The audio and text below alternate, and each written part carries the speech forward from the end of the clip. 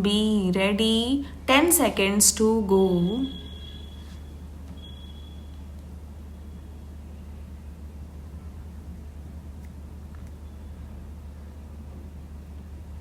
Start. I have ventured, with your permission, sir, to take part in this initial debate on the draft constitution, but it is not my intention to deal with any particular part of it, either in commendation or in criticism, because a great deal of that kind has already been said and will no doubt be said, but in view of that, perhaps I could make some useful contribution to this debate by drawing attention to certain fundamental factors again. I had thought that I could do this even more because in recent days and weeks I have been beyond the shores of India, have visited foreign lands, met eminent people and statesmen of other countries, and has the advantage of looking at this beloved country of ours from a distance. That is of some advantage. It is true that those who look from a distance do not see many things that exist in this country. But it is equally true that those who live in this country and are surrounded all the time with numerous difficulties and problems sometimes fail to see the picture as a whole. We have to do both to see our problems and in their intricate detail in order to understand them, and also to see them in some perspective so that we may have that picture as a whole before our eyes. Now, this is even more important during a period of swift transition, such as we have gone through.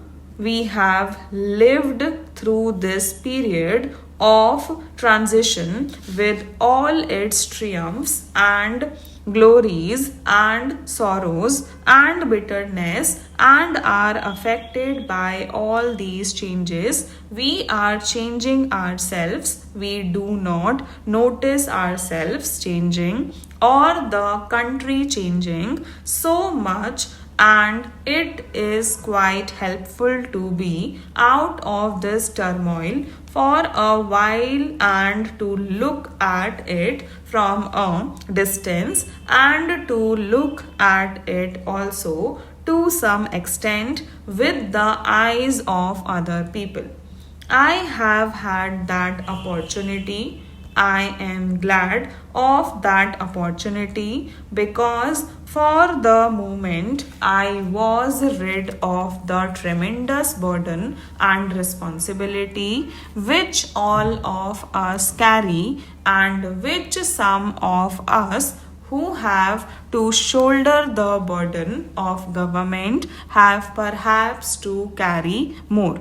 For a moment, I was rid of those immediate responsibilities, and I could look at the picture with a freer mind.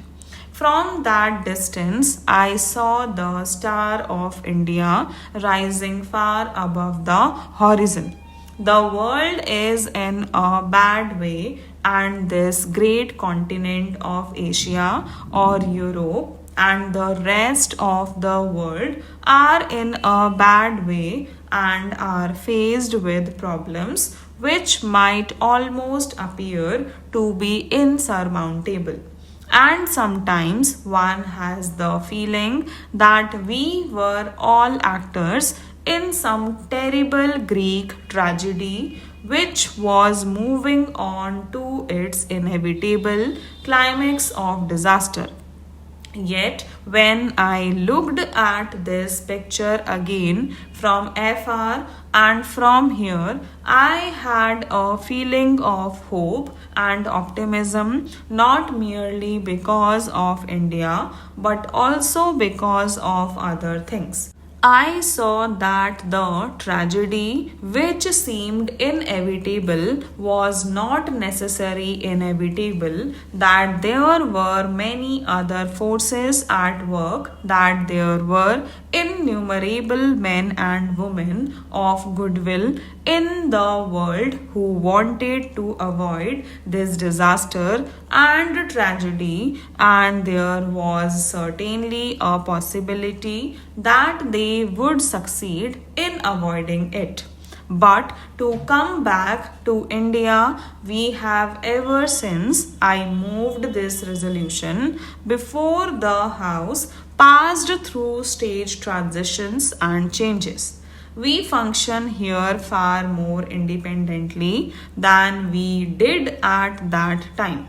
We function as sovereign independent nation, but we have also gone through a great deal of sorrow and bitter grief during this period, and all of us have been powerfully affected by it.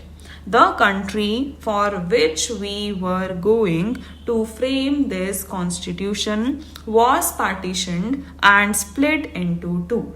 And what happened afterwards is fresh in our minds and will remain fresh with all its horrors for a very long time to come. All that has happened, and yet, in spite of all this, India has grown in strength and in freedom, and undoubtedly, this growth of India, this emergence of India as a free country, is one of the significant facts of this generation, significant for us and for the vast numbers of our brothers and sisters who live in this country, significant for Asia and significant for the world. And the world is beginning to realize that India's role in Asia and the world will be a beneficent role. Sometimes there may also be a measure of apprehension because India may play some part which some people, some countries with other interests may not particularly like. All that is happening, but the main thing is this very significant factor that India, after being dominated for a long period, has emerged as a free, sovereign, democratic, independent country, and that is a fact which changes and is changing history. How far it will change history will depend upon us, this country, and other house like this representing the organized will of the Indian people. Stop.